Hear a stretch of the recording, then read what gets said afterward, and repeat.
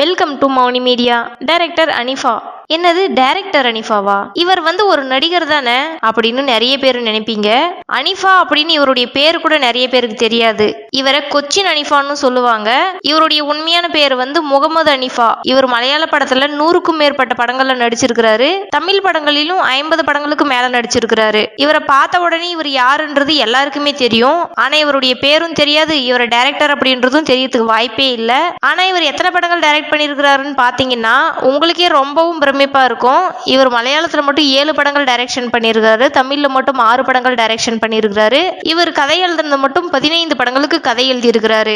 இவ்வளவு திறமையான ஒரு ஆளு வெறும் நடிகரா மட்டும் தான் நம்மளுக்கு தெரியும். இவர் தமிழ்ல மட்டும் என்னென்ன படங்கள் டைரக்ஷன் பண்ணியிருக்கிறாரு அப்படின்றத தான் நம்ம இந்த வீடியோல இன்னைக்கு பார்க்க போறோம்.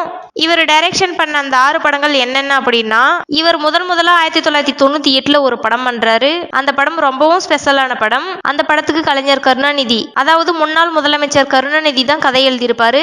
இந்த படம் தான் இவர் முதல்ல தமிழ்ல டைரக்ஷன் பண்ற படம். அந்த படம் சூப்பர் டூப்பர் ஹிட் ஆச்சு. இந்த படத்துல சிவகுமார் நடிச்சிருப்பாங்க, லட்சுமி நடிச்சிருப்பாங்க, மோகன் நடிச்சிருப்பாங்க, ராதிகா நடிச்சிருப்பாங்க. அந்த படம் தாங்க பாசப்பறவைகள். இந்த படத்தை குடும்பமா போய் பார்த்தாங்க. அவ்வளவு பெரிய வெற்றி படத்தை இவருடைய முதல் டைரக்ஷன்லயே இவர் கொடுத்துட்டாரு. அதுக்கப்புறம் இவர் இரண்டாவது ஒரு படம் டைரக்ஷன் பண்றாரு. அதுவும் அதே வருஷத்துல இன்னொரு படம் டைரக்ஷன் பண்றாரு. அந்த படம் தாங்க 1988ல பாடாத தேனீக்கள் அப்படின்ற படம். இந்த படத்துல சிவகுமாரும் ராதிகாவும் நடிச்சிருப்பாங்க. இந்த படம் ஆவரேஜா தான் போச்சு. அதுக்கப்புறம் இவர் ஒரு 2 வருஷம் கேப் எடுத்துக்கிறாரு.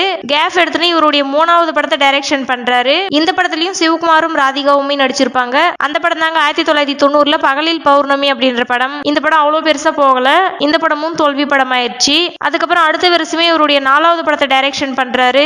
1991ல பிள்ளை பாசம் அப்படின்ற படத்தை டைரக்ஷன் பண்றாரு. இந்த படமும் தோல்வி படம். அதுக்கப்புறம் அதே வருஷம் 5வது ஒரு படம் டைரக்ஷன் பண்றாரு. 1991ல வாசலிலே வெண்ணிலா அப்படின்ற படத்தை டைரக்ஷன் பண்றாரு. அந்த படமும் தோல்வி படம். அதுக்கப்புறம் இவருடைய 6வது படத்தை 1993ல டைரக்ஷன் பண்றாரு. அந்த படம் நாளை எங்கள் கல்யாணம் அப்படின்ற படம். அந்த படமும் தோல்வி படம். இவருக்கு அடுத்தடுத்த படங்கள் தோல்வி படமானதுமே இவர் தமிழ்ல டைரக்ஷன் பண்றதை விட்டுட்டு திரும்பவும் மலையாள படங்களுக்கு டைரக்ஷன் பண்றாரு.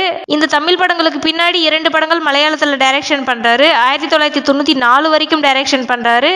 அதுக்கப்புறமா அதையும் விட்டுட்டு இவர் நடிக்கிறதுல மட்டும் கவனம் செலுத்திட்டு வந்தாரு. அதுக்கு அடுத்ததான் இவர் கல்லீரல் புற்றுநோயால 2010ல இறந்துட்டாரு. இவர் கடைசியா 2010ல எந்திரன் படத்துல கூட டிராபிக் போலீஸ் ஆபீசரா நடிச்சிருப்பாரு. அந்த எந்திரன் படம் ரிலீஸ் ஆகிறதுக்கு முன்னாடியே இறந்துட்டாரு. ஆனா இவர் ஒரு நல்ல நடிகரா எல்லார் மனசுலயும் வாழ்ந்துட்டு தான் இருக்காரு.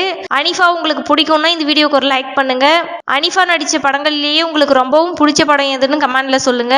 இந்த மாதிரி அடுத்தடுத்த வீடியோக்களுக்கு எங்கள் மௌனி மீடியா சேனலுடன் இணைந்திருங்கள். இதே மாதிரி அடுத்த வீடியோல சந்திக்கலாம். நன்றி.